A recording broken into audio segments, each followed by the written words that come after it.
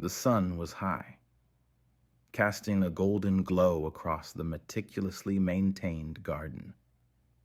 I was lounging under the massive oak tree, scrolling mindlessly through my phone, the world around me almost forgotten. That was until I heard the distinct hum of a lawnmower and the rhythmic crunch of boots on gravel. Lifting my gaze, I saw him for the first time. He was tall, with ebony skin that seemed to shimmer under the sunlight, his muscles taut beneath his work shirt. He moved with a natural grace that was almost hypnotic, his focus entirely on the garden. I couldn't look away. His name was Trevor, as I later learned, though I didn't know it yet. At that moment, all I knew was the peculiar flutter in my chest, a sensation that felt both thrilling and terrifying. My family, wealthy and traditional, had always demanded perfection in every aspect, including me. And yet, as I watched this stranger work, I felt the strict expectations of my upbringing begin to blur. I had always been good at hiding who I really was. At 19, I had already navigated secret relationships with men, each one conducted in shadows to avoid my family's judgment. My father, especially, was a man of rigid values, a CEO who prided himself on control and authority. He would never accept me for who I was. But Trevor, even from afar, awakened something in me that no fear of disapproval could suppress. I couldn't resist the pull. I approached him under the guise of offering water, my steps shaky but determined. "Hi," I said, handing him the glass.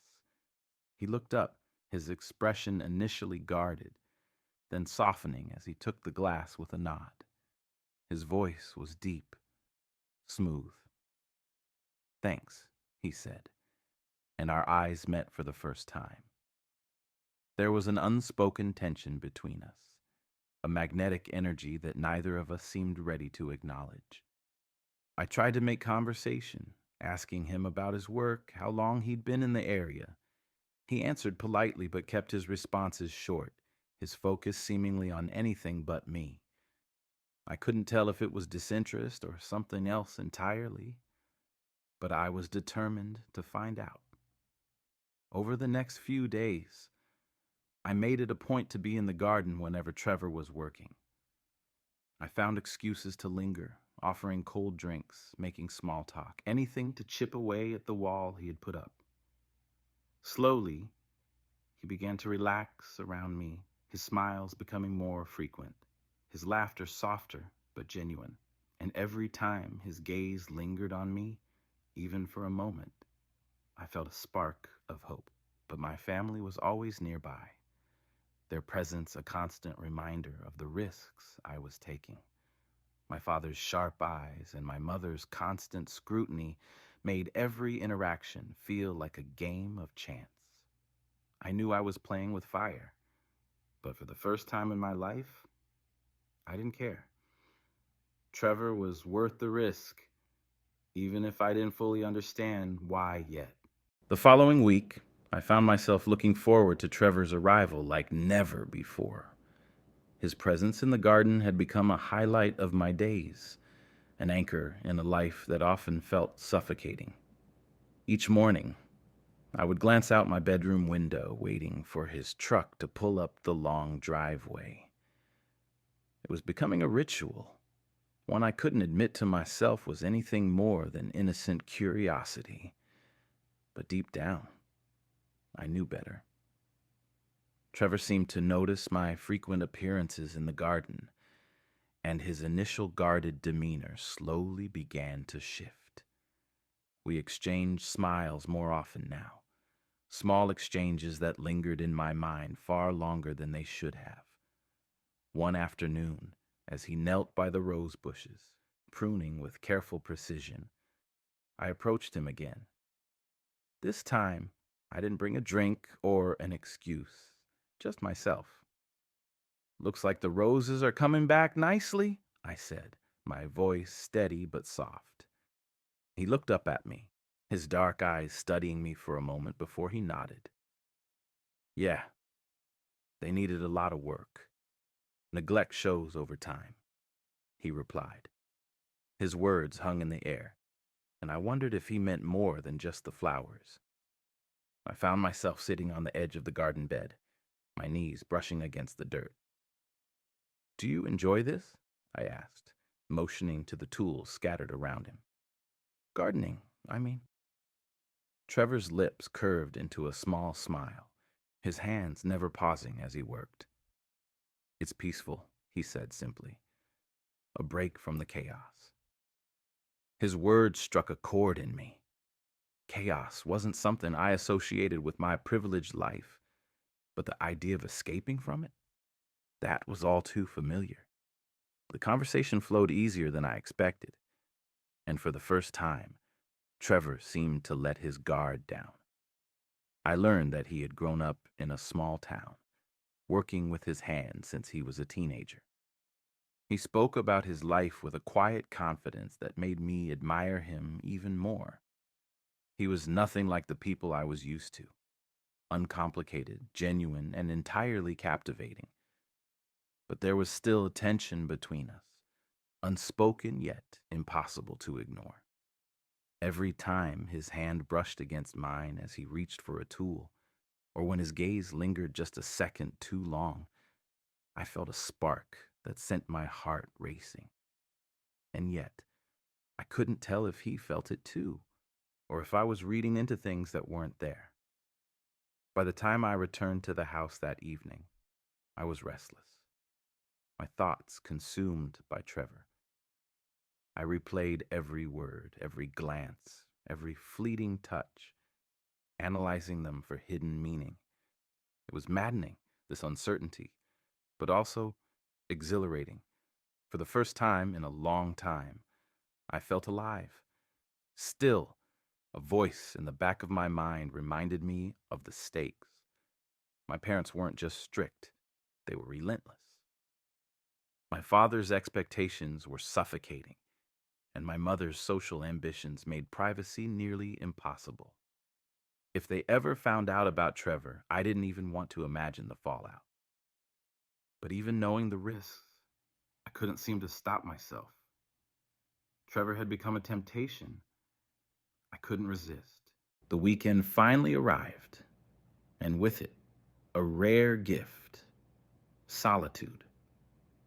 My parents and sister had decided to take an impromptu trip to the lake house, leaving me behind to keep an eye on things. It was the first time in what felt like forever that the sprawling mansion was entirely mine. At first I welcomed the quiet, but soon my thoughts drifted to Trevor. The idea struck me like a bolt of lightning. With no one home, I could invite him over. Not as the gardener, but as someone I wanted to know better. It was a reckless thought, one that defied all logic, but I couldn't shake it. That morning, when Trevor arrived to tend to the garden, I approached him with a confidence I didn't fully feel. "Trevor," I called out, my voice steady but my heart pounding. He turned to face me, his expression as calm and unreadable as ever. "You're working too hard? Why don't you take a break and join me by the pool?" The words hung in the air, daring him to accept. For a moment, I thought he might decline, but then his lips curved into a cautious smile. "You're sure about that?" he asked, his tone laced with disbelief. I nodded, trying to appear nonchalant. "No one's home. It's just us," I said, the implication clear. His hesitation lingered, but finally, he set down his tools and followed me to the pool. The atmosphere shifted as soon as we were alone by the water. Trevor seemed more relaxed, though his gaze flicked to the house every so often, as if expecting someone to appear. I handed him a towel and gestured toward the lounge chairs. "You deserve this," I said softly. "You work harder than anyone I know." He laughed, a rich sound that sent shivers down my spine. "You don't know many people like me," he replied, his eyes meeting mine with a hint of challenge. I felt my cheeks flush, but I didn't back down. "Maybe that's why I'm drawn to you," I said, the words slipping out before I could stop them. Trevor's expression shifted, his guarded walls briefly crumbling as something raw and unspoken passed between us. We sat by the edge of the pool, our feet dipping into the cool water. The conversation started light, talking about music, places we'd traveled, dreams we'd never shared with anyone else. But as the minutes turned to hours, the tension between us grew impossible to ignore. I found myself leaning closer, my hand brushing against his arm as I laughed at something he said. "Enzo?" Trevor murmured, his voice low and hesitant. My name on his lips sent a thrill through me. I turned to face him fully, my heart pounding. "What are you doing?" he asked, though his tone lacked resistance. "Something I've wanted to do since I met you," I admitted, my voice barely above a whisper. Before I could lose my nerve, I reached out, my fingers tracing the outline of his jaw. Trevor froze for a moment, his eyes searching mine, and then, slowly, he leaned in. The world seemed to stop as our lips met, a kiss that was tentative at first but quickly deepened, igniting a fire I didn't know I possessed. The kiss lingered between us, electric and all-consuming. When we finally pulled apart, Trevor's breathing was ragged, and his eyes searched mine as if looking for answers to questions he hadn't dared to ask. I couldn't bring myself to break the silence, afraid that if I spoke, the fragile magic of the moment would shatter. Instead, I took his hand and led him inside, my heart pounding with every step. The house was eerily quiet, its usual grandeur now feeling like a sanctuary for something forbidden. Trevor hesitated as we crossed the threshold, his hand tightening slightly around mine. "Are you sure about this?" he asked, his deep voice cutting through the stillness. I turned to face him, my hand reaching up to touch his cheek. "I've never been more sure of anything," I replied, my voice steady despite the storm raging inside me. We found ourselves in the living room, its lavish furnishings now insignificant compared to the man standing before me. Trevor's gaze softened, his usual stoic demeanor melting away to reveal a vulnerability that made my chest tighten. He reached out, his hand brushing against my shoulder before trailing down my arm. The touch was gentle, almost reverent, and it sent a shiver down my spine. Our lips met again, this time with more urgency. As if we were making up for lost time, Trevor's hand slid to my waist, pulling me closer, and I could feel the strength in his grip. It was intoxicating, the way he held me, as if I were something precious. For the first time, I didn't feel like the rich kid living under his parents' watchful eyes. I felt seen. I led him upstairs, the tension between us growing with every step. By the time we reached my bedroom, I could barely breathe. The room felt different now. No longer just a space, but a haven where we could finally let go of everything that held us back. Trevor paused at the doorway, his eyes scanning the room before landing on me. "This is your world," he said quietly, almost as if to himself. "And I don't belong here." "You belong wherever I say you do," I countered, my voice firm but gentle. I stepped closer, taking his face in my hands. "And right now, I want you here, with me." His gaze softened, and for a moment, I thought I saw the faintest glimmer of a smile. The hours that followed were unlike anything I'd ever experienced. Trevor was both tender and passionate, his every touch a promise, his every kiss a revelation. We lost ourselves in each other, the outside world fading into irrelevance. For the first time, I felt free. free to love, free to feel, free to be myself.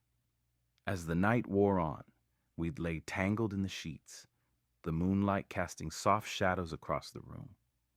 Trevor's arm was draped over me, his warmth grounding me in a way I hadn't thought possible. I traced the lines of his hand with my fingers, marveling at how something so strong could feel so gentle. "What happens now?" he asked, his voice barely audible. I didn't have an answer, but in that moment, I didn't need one. All that mattered was that we had found each other, even if the world outside these walls would never understand. The next morning, sunlight streamed through the windows, bathing the room in a golden glow. I stirred awake, feeling the weight of Trevor's arms still draped over me. For a brief moment, I forgot everything. The expectations, the risks, the looming threat of discovery. All I knew was the comfort of his presence, the steady rise and fall of his chest as he slept peacefully beside me. But reality crept in like an unwelcome guest. My parents were supposed to be gone until Monday, but the weight of what we had done lingered in the back of my mind. This was more than a secret fling. It felt like the beginning of something much deeper, something neither of us was prepared for. I turned to look at Trevor. His face relaxed in sleep, and I couldn't help but smile. Whatever happened next, I knew I didn't want to let him go. By the time Trevor woke up, the air between us felt lighter, freer. We spent the day together, laughing and talking as if we'd known each other for years instead of days. I showed him parts of the house he'd never seen before, from the sprawling library to the quiet balcony overlooking the garden. He told me stories about his childhood, his voice warm and animated in a way I hadn't heard before. Every word, every glance, every touch only pulled me closer to him. In the afternoon, we returned to the pool. This time, there were no barriers, no unspoken hesitations. We swam together, our laughter echoing across the water, and when we weren't swimming, we lay side by side on the lounge chairs, soaking up the sun in each other's company. It was perfect in a way that felt almost surreal, as if we were living in a world of our own making.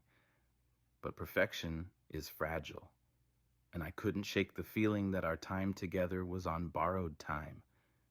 Every time Trevor's gaze lingered on mine, every time his hand brushed against my arm, I felt the weight of what this meant. For me, this was a chance to break free from the constraints of my life, to embrace something real.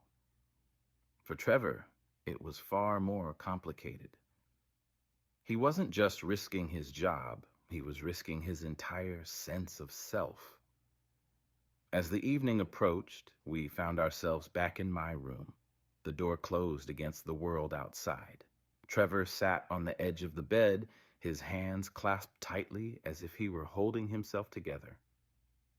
"I've never done anything like this before," he admitted, his voice low. I sat beside him, my hand resting gently on his shoulder. "Neither have I," I replied, "but I don't want to stop." He turned to face me, his expression torn between fear and longing. It's not just a fling for you, is it?" he asked, his voice barely above a whisper. I shook my head, my chest tightening. "No," I said firmly. "It's not." The words hung between us, heavy with meaning. In that moment, I knew we were crossing a line, stepping into something that couldn't be undone. And yet, I couldn't bring myself to care. Trevor was worth it, no matter the cost. Sunday morning came with a strange mix of peace and unease. Trevor and I spent most of the day in my room, tangled in each other's arms, stealing kisses like it was the last time we'd ever be together. The weekend had been a dream, but the reality of what we had done began to creep in. My parents were still supposed to be away, but I couldn't shake the feeling that this fragile bubble we had created was on the verge of bursting. We were lying on my bed, Trevor's fingers tracing lazy circles on my shoulder, when his voice broke the silence. "This can't last forever, Enzo," he said softly. His tone was gentle, but his words hit me like a brick. I turned to look at him, my chest tightening. "Why not?" I asked, even though I already knew the answer. "You know why," he replied, his gaze steady. "Your family, your world. I don't belong here." His words stung, not because they weren't true, but because I hated that he believed them. I reached for his hand, lacing my fingers through his. "You belong with me," I said firmly. "We'll figure it out. Together." The conversation ended there, both of us unwilling to shatter the fragile peace we had built. But the tension lingered, unspoken but palpable. We tried to push it aside, spending the rest of the day pretending we didn't have a care in the world. We cooked together in the kitchen, Trevor laughing as I failed miserably at flipping pancakes. We danced to old records in the living room, the sound of our laughter filling the empty house. It wasn't until late afternoon that the bubble finally burst. We were lying on the couch, my head resting on Trevor's chest, when the sound of a car pulling into the driveway shattered the tranquility. My body went rigid, and Trevor's arms tightened around me instinctively.